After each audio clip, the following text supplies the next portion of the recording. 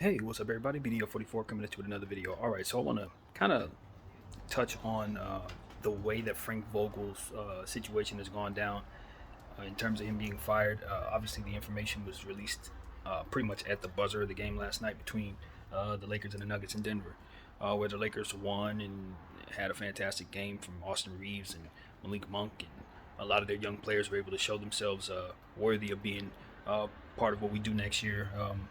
And so it was a lot to celebrate, but he didn't get a chance to celebrate that because, the news was broken to him at the press conference by um, one of the associates there who essentially just let him know what was going on. And he said he hadn't been told SHIT. So um, that kind of let you know how he felt about the situation in and of itself, given that he doesn't really do that. So my thing is, last night in receiving that information, I was super ecstatic about it. I like the gesture.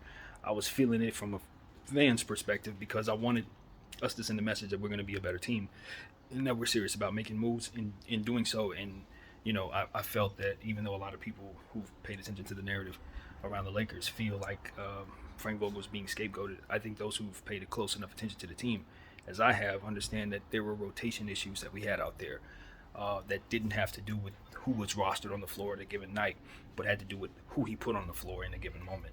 And those rotation issues led to runs that we couldn't overcome, led to defensive issues, led to rebounding issues that continued to happen over and over again without any change. Stagnation in plays. What I used to call stand around offense, where the Lakers wouldn't do nothing but put players in positions to have the defense hone in on them. And it caused a lot of the issues that we saw with Russell Westbrook. It caused a lot of the issues that we saw where players were just not very effective out there. And so my thing was he deserved to be fired. And I thought that maybe they would do it in the morning. I thought that would send a harsh message. And they decided to do it that night. Now, whose fault that was, if it's a fault at all.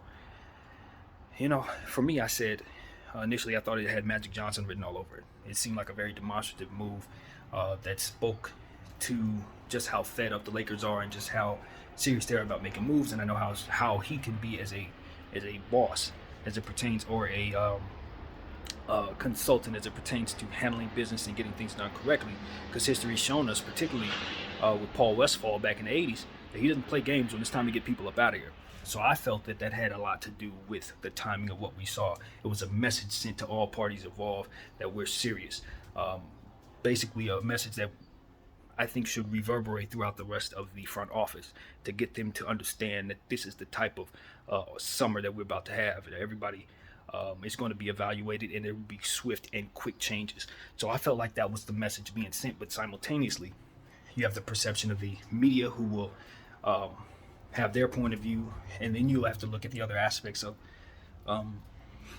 just flat out how it looks as it pertains to how you've treated other coaches in the past, and how that can be talked about as well. So the Lakers are trying to send messages about how they're going to do certain things properly, but I think the best thing for the Lakers to do is to look inward. Because they have to make some changes within that organization in order to be in a position to make the best decisions for the organization. And I think that's where we're at right now. So obviously, you're going to get the scrutiny that comes with the timing of firing Frank Vogel. The narrative being that he has been scapegoated, which is a simultaneous type of situation, similar to what the issues with the Lakers were entirely. They don't just have one problem. There's about 7 or 8 different issues that all took place at the same time, and as a result, the team was as bad as it was. Frank just happened to be one of those problems. Now, how much of the percentage you want to give him, I have opinions about that. Maybe you don't share. But at the end of the day, two things can exist at the same time. The Lakers did need to look for a different coach, and also the Lakers did have to understand that they've handled things questionably with coaches in the past, and that had to be maneuvered in such a way where something had to give. This just happened to be what it seems like they gave, which is, they're going to have to really explain to the next coach that they're going to have some rope to do what it is that Frank Vogel wasn't given an opportunity to do. And, if I'm a head coach like Nick Nurse leaving a situation where I've won a championship, where my team is young and playing well for me and still playing for something. If I'm coming to the Lakers, I need to know that first I'm going to be compensated beyond my wildest dreams, and second of all, that I'm going to have the free range to do what it is that I've been able to do in Toronto, and that you can get me the pieces that were comparable to what it is that helped me win. And if you can't do that, I'm not leaving my situation to come to yours when I've seen how you've handled these coaches in the past, Ty Lue, and various situations where they just did not put their best foot forward to assure that they did things correctly. A lot has been said about Kurt Rambis and where he stands in regards to how much of this is his fault, how much of this is Mrs. Rambis's fault. It seems like everyone's pointing the blame at other people, and I don't like that there are so many voices in this front office. Personally, as a fan, I don't like that. I think there needs to be a condensed, singular voice that facilitates whatever the committee agrees to. I think that if you go about it with that approach, with a pecking order, you'll never lose your focus. And I just think that that's what we've done. We lost focus. People had different ideas about what things should be done, how things should be done.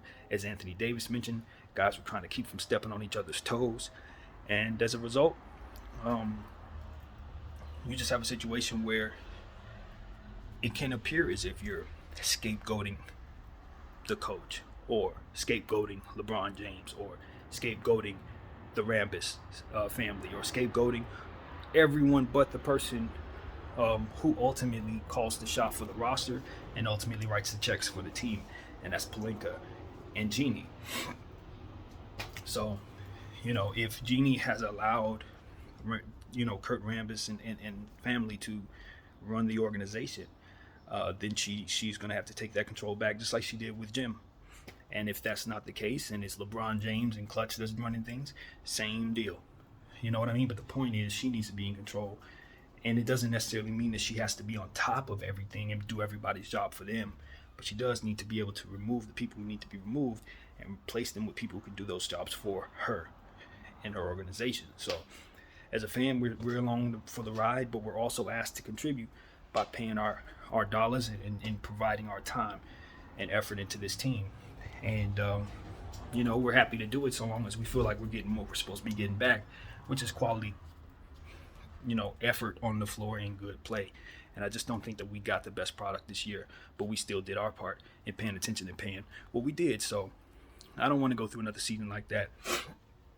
With all due respect to some of these other franchises in this, in this sports landscape, the excellence that we demand is something that we're not going to shake off just because we're struggling. And we will raise holy hell and do it for a long time. We're not going to accept mediocrity. We're not going to just put a paper bag on our heads and be upset about this team. This is 2022. You're going to hear our voices. You're going to hear them loud. And someone like myself will make a video every couple hours detailing my opinion about this team if I feel like it'll make a difference, because it means that much to me. And I don't feel like these are things that can't be done. I don't think this is a difficult thing to fix. I've been saying that all year. It's not. And we saw how much talent this organization has in its possession. Never mind what they threw on the floor. They got players they have on their payroll that are better than what they ran on this floor this year. And we know it. Ain't no two ways about it. We could talk about the coach. We could talk about everybody's pecking order, who's doing what. But at the end of the day, Mac McClung,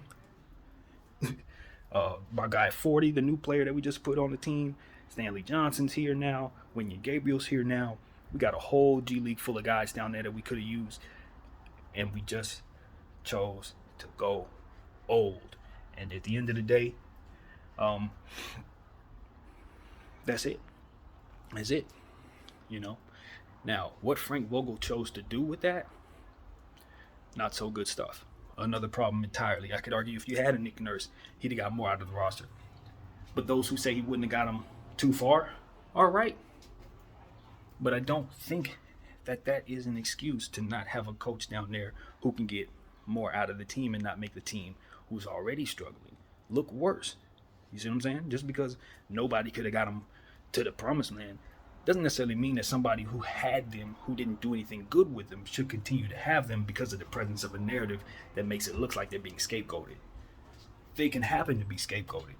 Fine. And he happens to suck too. That's also accurate. So you got to be able to see both. And I think a lot of people, they just, for whatever reason, don't.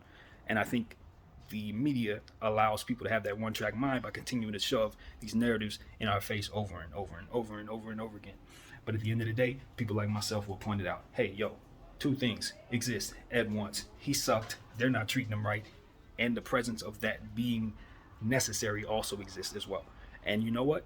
Hey, you just got something has to give. Can't make everybody happy.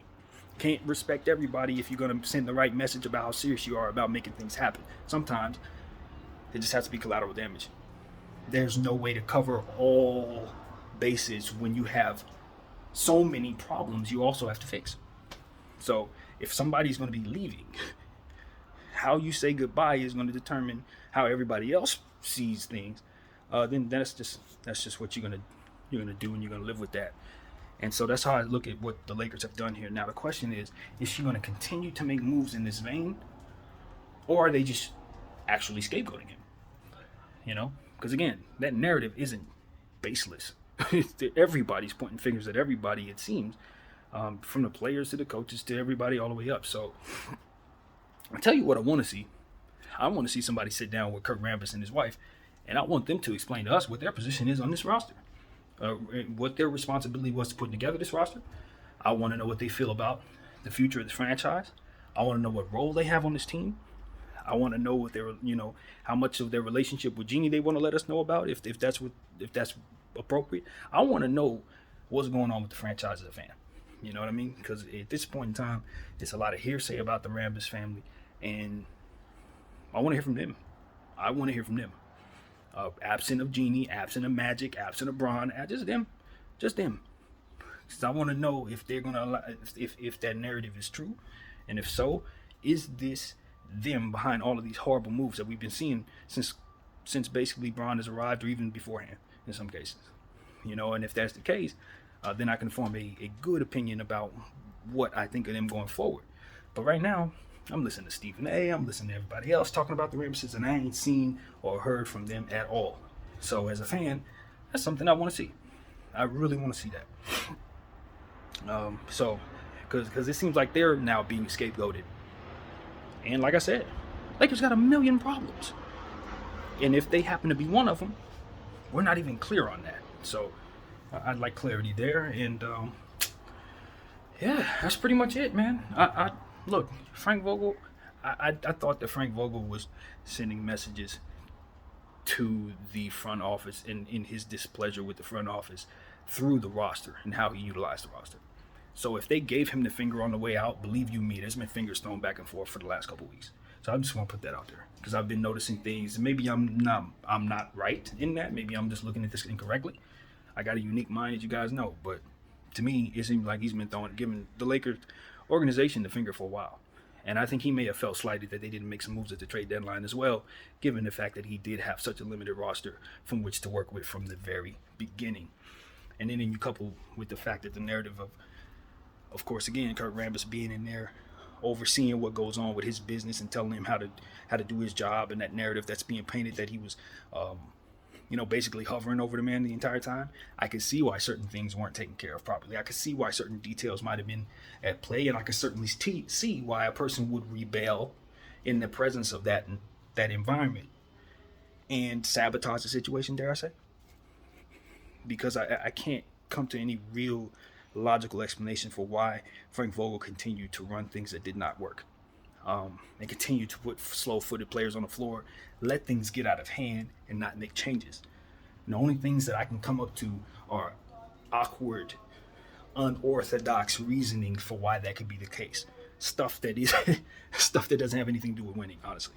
So, I don't want to question a person's mental space as it pertains to if they're sane enough to make good decisions or stuff like that, or they go to drugs. I don't want to get into all of those possibly. That's way too far deeper than I want to even imagine. But what I can say is nothing logical makes any sense about what I was seeing from night in night out from Frank Vogel as it pertains to how he used that roster. And I can't shake that. I have not been able to shake that. So, the good thing about this team is that LeBron James is attached to it. And what does that mean? That means for 100 years, it's going to be dissected.